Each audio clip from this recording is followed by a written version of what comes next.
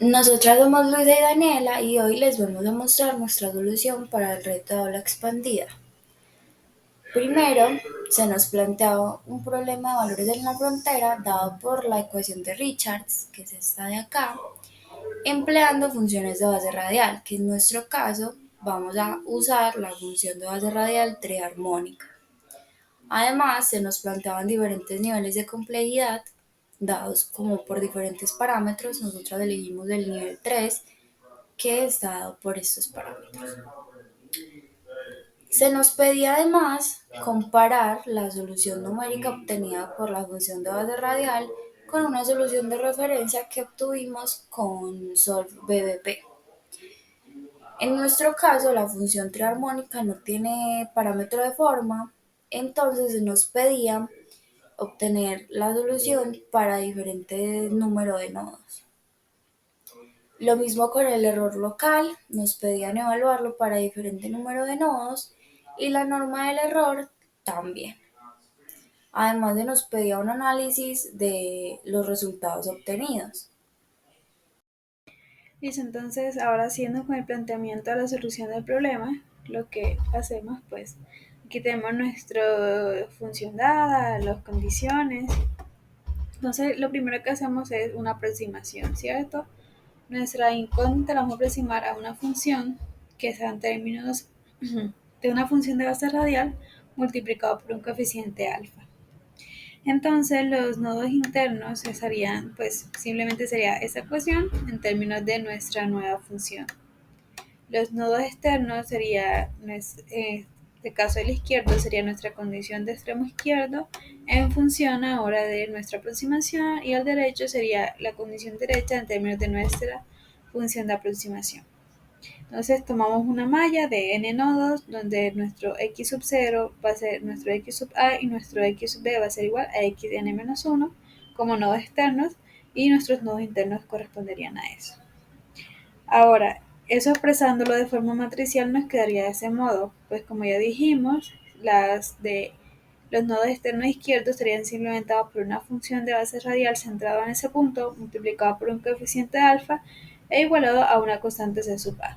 Para los nodos internos sería esa función, pues toda esa ecuación centrada en ese punto, multiplicado por un coeficiente alfa e igualado a una función que depende de x. Eso con todos los nodos internos.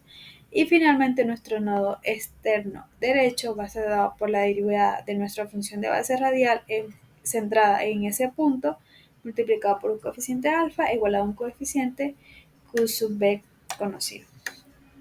Entonces, eso para solucionarlo por medio de funciones de base radial. Para la solución de referencia, simplemente lo que hacemos, pues aquí tenemos nuestra función simplificada. Entonces creamos una vector c que haciendo un cambio de variable nos quedaría de ese modo, y eso lo expresamos en función de nuestro vector c original, y la segunda derivada se expresaría simplemente despejando esa segunda derivada.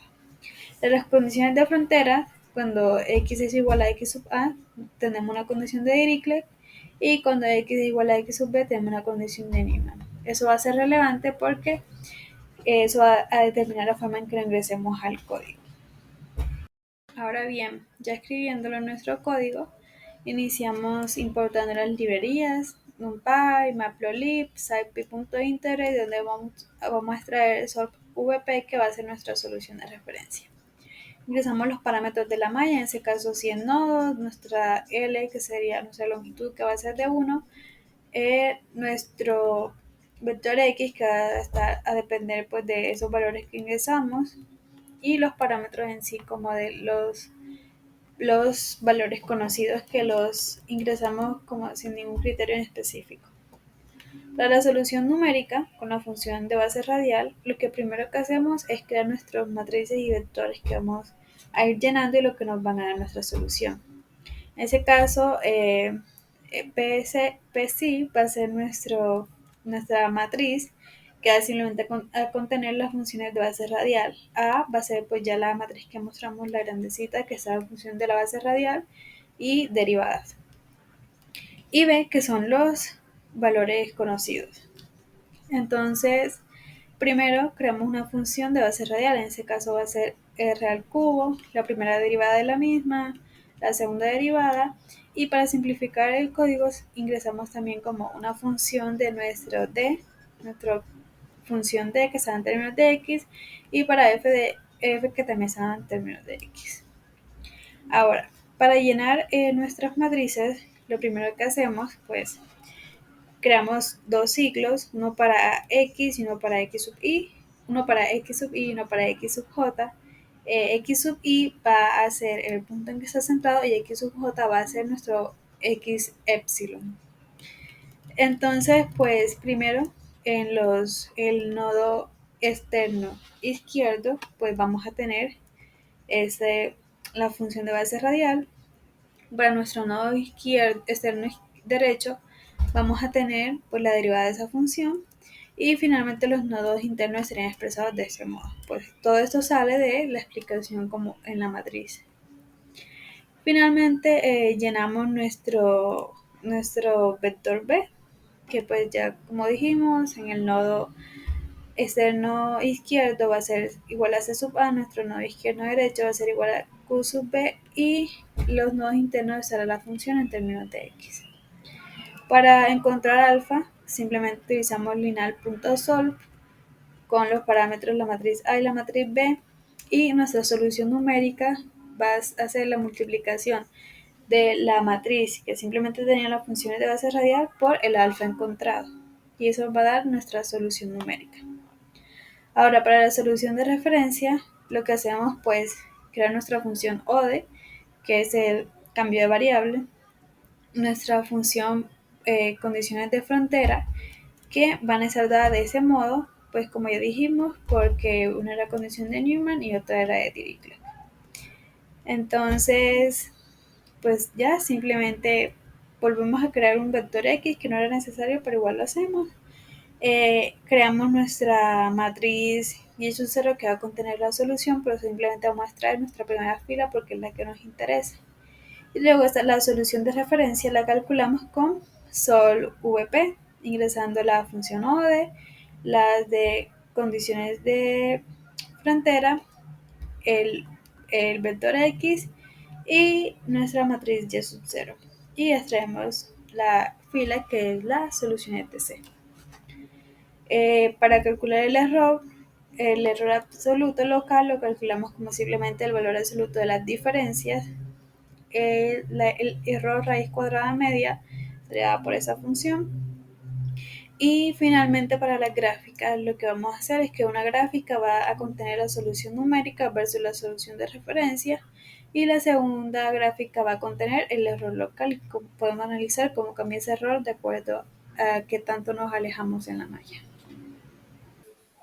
Bueno, ahora que mi compañera ya les mostró cuál fue el planteamiento que usamos para solucionar este problema y les explicó el código, yo les voy a mostrar un poco cómo varían nuestros resultados al variar el número de nodos. En este caso, para 100 nodos, obtenemos que la solución numérica se aproxima bastante a la de referencia, pero aún así hay ciertas discrepancias que se aprecian en el error local, que si bien no es muy alto, existe. La norma de error la tenemos en 1,6 aproximadamente. Ahora vamos a emplear un número de nodos igual a 500. Entonces obtenemos ya una aproximación mucho más cercana de la solución de referencia y la solución numérica y el error baja aún más siendo el máximo de 0,06 con una norma de error de 0,83. Ahora vamos a emplear un número de nodos igual a 1000 y obtenemos una aproximación casi que perfecta o muy cercana de la solución numérica con la solución de referencia y el error disminuye aún más siendo el máximo de 0,035 y la norma de error disminuye llegando a 0,74 aproximadamente. Eso fue todo. Muchas gracias.